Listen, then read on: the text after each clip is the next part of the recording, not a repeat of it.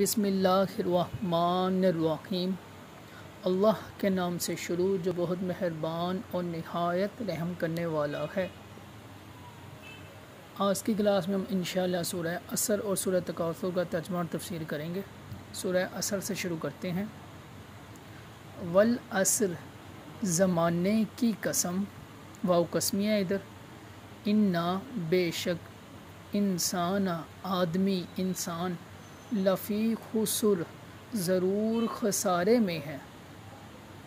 الا مگر الذین وہ لوگ جو آمنوا ایمان لائے، وعملوا اور انہوں نے عمل کیے، الصالحات اچھے نیک، و اور توسو ایک دوسرے کو تاکید کی، بالحق کی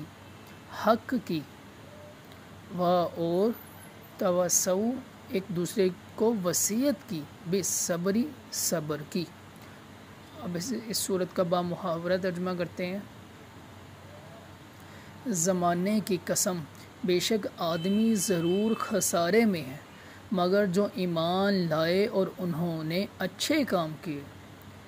اور ایک دوسرے کو حق کی تاکید کی اور ایک دوسرے کو صبر کی وصیت کی۔ اب اس سورہ کی تفسیر کرتے ہیں۔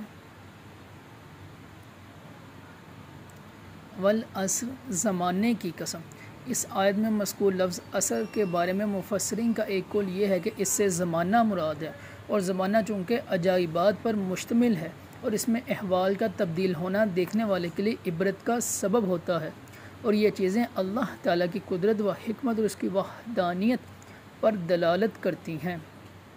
اس لیے ہو سکتا ہے کہ یہاں آیت میں زمانے کی قسم مراد ہو۔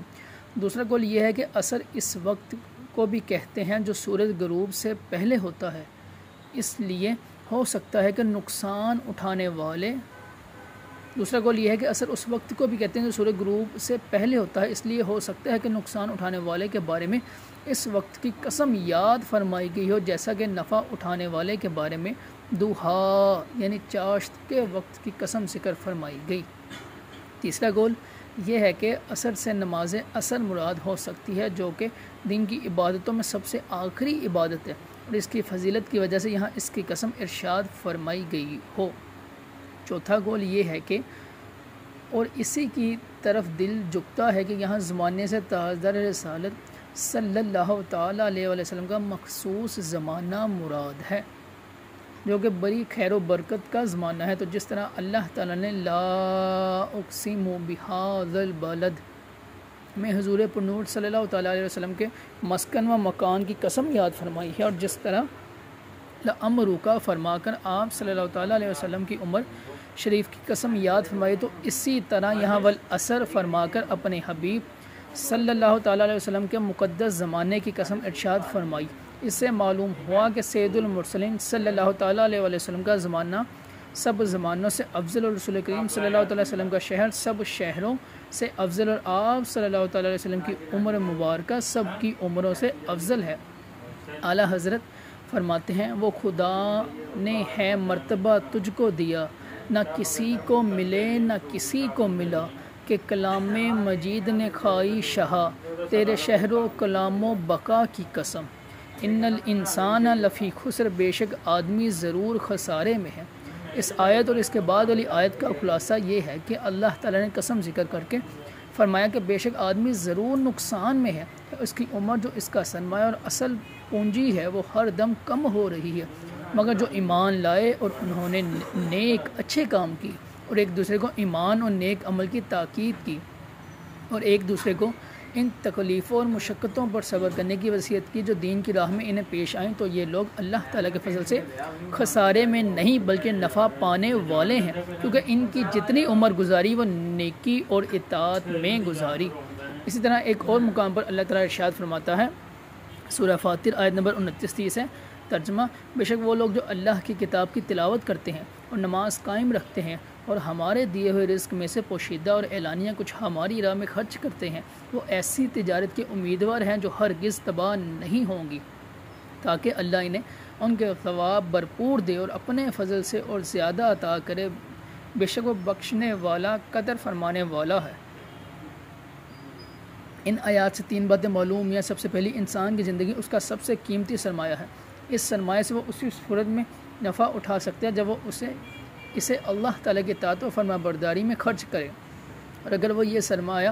اللہ تعالیٰ کے ساتھ کفر کرنے، اس کی نافرمانی کرنے اور گناہوں میں خرچ کرتا رہا، اسے کوئی نفع نہ ہوگا بلکہ بہت بڑا نقصان اٹھائے گا۔ لہٰذا ہر انسان کو چاہیے کہ وہ اپنی زندگی کو غنیمت جانتے ہوئے اللہ تعالیٰ کی اطاعت و عبادت میں مصروف ہو جائے۔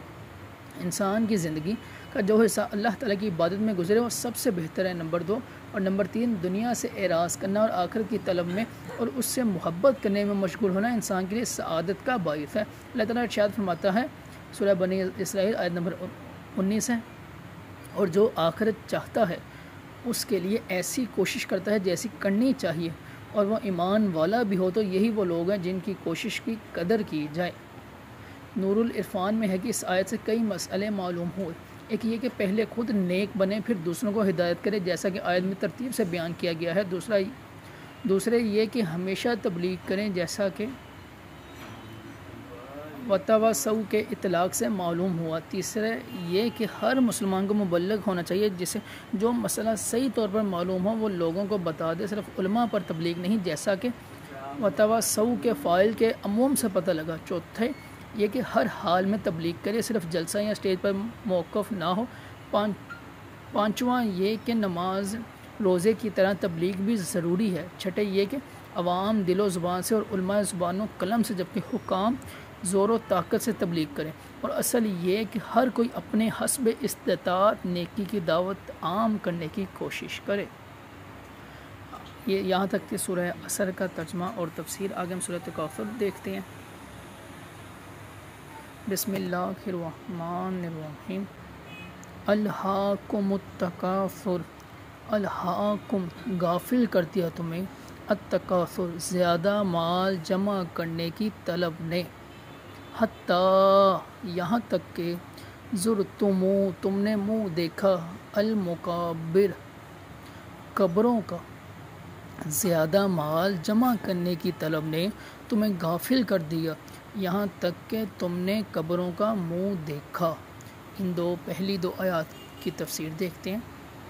الہاکم التکاثر، زیادہ مال جمع کرنے کی طلب نے تمہیں غافل کر دیا۔ ارشاد فرمایا کہ زیادہ مال جمع کرنے کی طلب نے اور اپنے مال اور اولاد پر فخر کرنے نے تمہیں اللہ تعالیٰ کی عبادت سے غافل کر دیا۔ اس سے معلوم ہوا کہ کثرت مال کی حرص اور اس پر اور اولاد پر فخر کا اظہار کرنا مذموم ہے، اور اس میں مبتلا ہو کر آدمی اخروی سعادتوں سے محروم رہ جاتا ہے۔ اللہ تعالیٰ ارشاد فرماتا ہے سورہ حدید آیت نمبر 20 میں، جان لو کہ دنیا کی زندگی تو صرف کھیل کود اور زینت اور آپس میں فخر و غرور کرنا اور مال و اولاد میں ایک دوسرے پر زیادتی چاہنا ہے۔ دنیا کی زندگی ایسی ہے جیسے وہ بارش جس کا اگایا ہوا سبزہ کسانوں کو اچھا لگا، پھر وہ سبزہ سوکھ جاتا ہے تو تم اسے زرد دیکھتے ہو، پھر وہ مال کیا ہوا، بیکار ہو جاتا ہے، اور آخرت میں سخت عذاب ہے، اور اللہ کی طرف سے بخشش اور اس کی رضا بھی ہے، اور دنیا کی زندگی تو صرف دھوکے کا سامان ہے۔ اور اللہ تعالیٰ ارشاد فرماتا ہے سورہ منافقون آیت نمبر 9 میں، ترجمہ دیکھتے ہیں، اے ایمان والو تمہارے مال اور تمہاری اولاد تمہیں اللہ کے ذکر سے غافل نہ کر دیں، اور جو ایسا کرے گا تو وہی نقصان اٹھانے والے ہیں۔ اللہ تبارک تعالیٰ سورہ تغابن آیت نمبر 16 اور 17 میں ارشاد فرماتا ہے، اے ایمان والو بے شک تمہاری بیویوں اور تمہاری اولاد میں سے کچھ تمہارے دشمن ہیں، تو ان سے احتیاط رکھو، اور اگر تم معاف کرو اور درگزر کرو اور بخش دو تو بے شک اللہ بخشنے والا بہت مہربان ہے۔ تمہارا مال اور تمہاری اولاد ایک آزمائش ہی ہے، اور اللہ کے پاس بہت بڑا ثواب ہے، تو اللہ سے ڈرو جہاں تک تم سے ہو سکے، اور سنو حکم مانو، راہ خدا میں خرچ کرو، یہ تمہاری جانوں کے لیے بہتر ہوگا، اور جسے اس کے نفس کی لالچی پن نے بچا لیا گیا تو وہی لوگ فلاح پانے والے ہیں۔ اور حضرت مطرف رضی اللہ عنہ اپنے والد سے روایت کرتے ہیں کہ رسول کریم صلی اللہ علیہ وسلم کی خدمت میں حاضر ہوا، اس وقت آپ الہاکم التکاثر کی تلاوت فرما رہے تھے۔ آپ صلی اللہ تعالیٰ علیہ وسلم نے فرمایا، ابن آدم کہتا ہے کہ میرا مال میرا مال، اے ابن آدم تیرا مال وہی ہے جو تو نے کھا کر فنا کر دیا، یا پہن کر بوسیدہ کر دیا، یا صدقہ کر کے آگے بھیج دیا۔ حضرت ابو ہریرہ رضی اللہ عنہ سے روایت رسول اللہ صلی اللہ علیہ وسلم نے ارشاد فرمایا، بندہ کہتا ہے میرا مال میرا مال، اس کے لیے تو اس کے مال سے صرف 3 چیزیں ہیں، جو اس نے کھا کر فنا کر دیا، جو اس نے پہن کر بوسیدہ کر دیا، اور نمبر 3 جو کسی کو دے کر آخرت کے لیے ذخیرہ کر لیا۔ اس کے ماں سوا جو کچھ بھی ہے وہ جانے والا ہے اور اس کو لوگوں کے لیے چھوڑنے والا ہے۔ حضرت عمر بن عوف رضی اللہ عنہ سے روایت رسول اللہ صلی اللہ علیہ وسلم نے ارشاد فرمایا،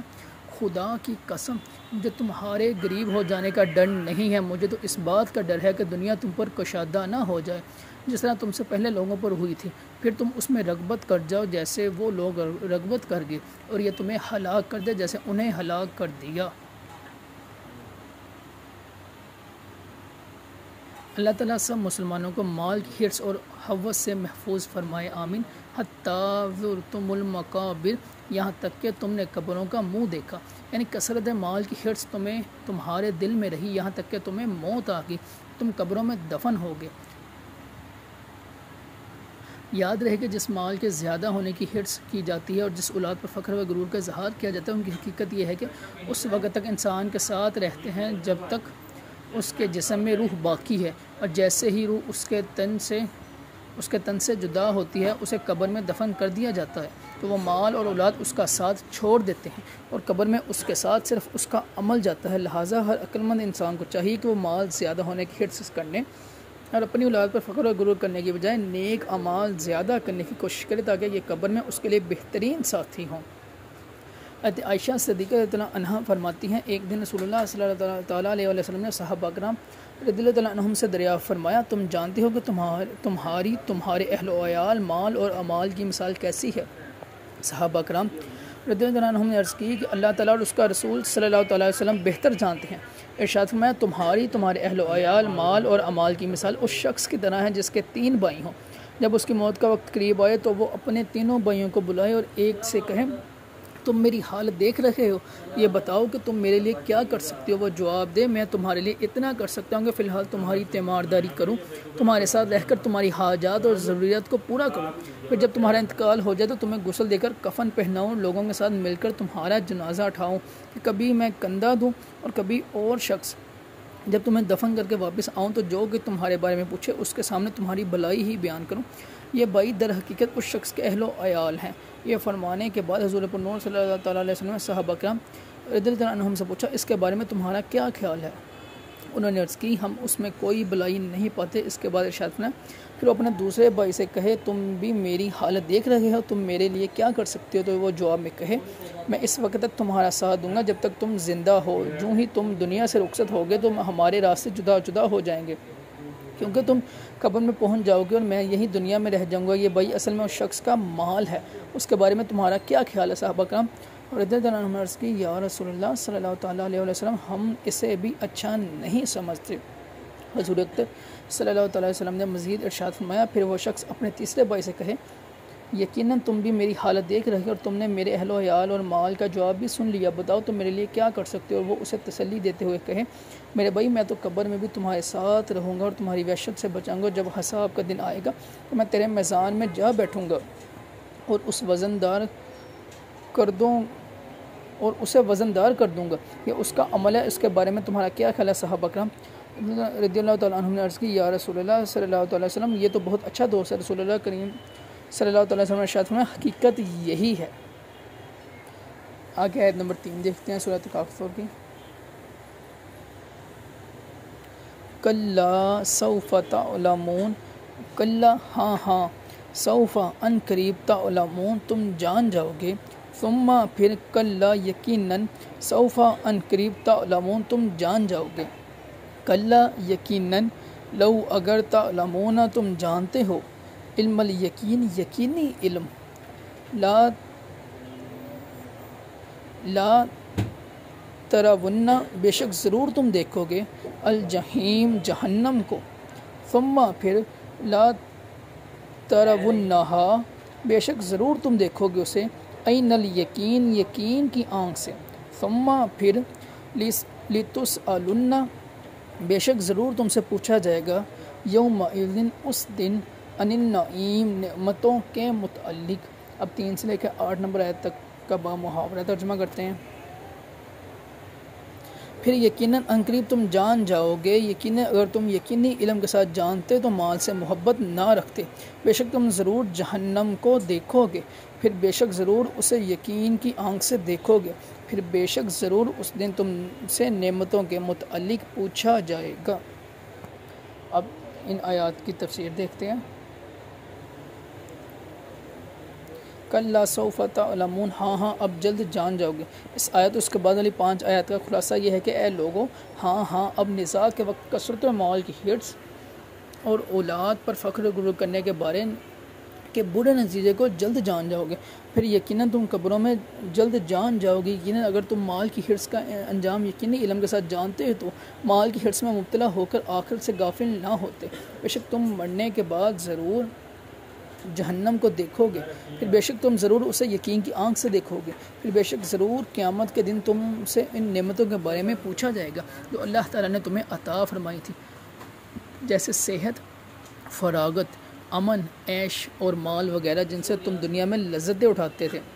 اور ان کے بارے میں یہ پوچھا جائے گا کہ یہ چیزیں کس کام میں خرچ کی، ان کا کیا شکر ادا کیا، اور ان نعمتوں کا شکر ترک کرنے پر انہیں عذاب کیا جائے گا۔ اس سورت کی آیت نمبر 8 سے معلوم ہوا کہ قیامت کے دن ہر نعمت کے بارے میں سوال ہوگا، چاہے وہ نعمت جسمانی ہو یا روحانی، ضرورت کی ہو یا عیش و راحت کی، حتیٰ کہ ٹھنڈے پانی، درخت کے سائے اور راحت کی نیند کے بارے میں بھی سوال ہوگا۔ اللہ تعالیٰ نے ارشاد فرماتا ہے سورہ بنی اسرائیل آیت نمبر 36 ہے، اور اس بات کے پیچھے نہ پر جس کا تجھے علم نہیں، بے شک کان اور آنکھ اور دل ان سب کے بارے میں سوال کیا جائے گا۔ اور حضرت ابو ہریرہ رضی اللہ عنہ فرماتے ہیں جب یہ آیت ثم لا تسألن یومئذ عن النعیم نازل ہوئی تو صحابہ کرام رضی اللہ عنہم نے عرض کی یا رسول اللہ صلی اللہ تعالیٰ علیہ وسلم، ہم سے کسی نعمت کے بارے میں نازل ہوئی تو صحابہ کرام رضی اللہ عنہم نے عرض کی یا رسول اللہ صلی اللہ تعالیٰ علیہ وسلم، ہم سے کس نعمت کے بارے میں پوچھا جائے گا، حالانکہ ہمارے پاس تو صرف یہی 2 سیاہ چیزیں یعنی کھجور اور پانی ہے، دشمن حاضر اور تلواریں ہمارے کندھوں پر ہیں۔ ارشاد فرمایا عنقریب ایسا ہی ہوگا۔ جب ابو ہریرہ رضی اللہ عنہ سے روایت رسول اللہ صلی اللہ علیہ وسلم نے ارشاد فرمایا قیامت کے دن بندے سے سب سے پہلے نعمت کے بارے میں سوال ہوگا، اس سے پوچھا جائے گا کیا ہم نے تمہیں جسمانی صحت نہ دی اور ٹھنڈے پانی سے سیراب نہ کیا۔ حضرت عبداللہ بن مسعود رضی اللہ عنہ سے روایت نبی کریم صلی اللہ علیہ وسلم نے ارشاد فرمایا قیامت کے دن انسان کے قدم نہ ہٹیں گے حتیٰ کہ اسے 5 چیزوں کے بارے میں سوال کیا جائے گا۔ سب سے پہلے اس کی عمر کے بارے میں کہ کس چیز میں خرچ کی، دوسرا اس کی جوانی کے بارے میں کس کام میں گزری، تیسرا اس کے مال کے بارے میں کہاں سے کمایا، اور چوتھا کہاں خرچ کیا، اور پانچواں اس کے علم کے بارے میں اس پر کتنا عمل کیا۔ اور رب تعالیٰ سورہ احقاف آیت نمبر 15 میں ارشاد فرماتا ہے اے میرے رب مجھے توفیق دے کہ میں تیری نعمت کا شکر ادا کروں جو تو نے مجھ پر اور میرے ماں باپ پر فرمائی، اور میں وہ کام کروں جس سے تو راضی ہو جائے، اور میرے لیے میری اولاد میں نیکی رکھ، اور میں نے تیری طرف رجوع کیا اور میں مسلمانوں میں سے ہوں۔ یہاں تک کہ سورہ تکاثر اور سورہ عصر کا ترجمہ و تفسیر، باقی انشاءاللہ ہم کل کی کلاس میں کریں گے۔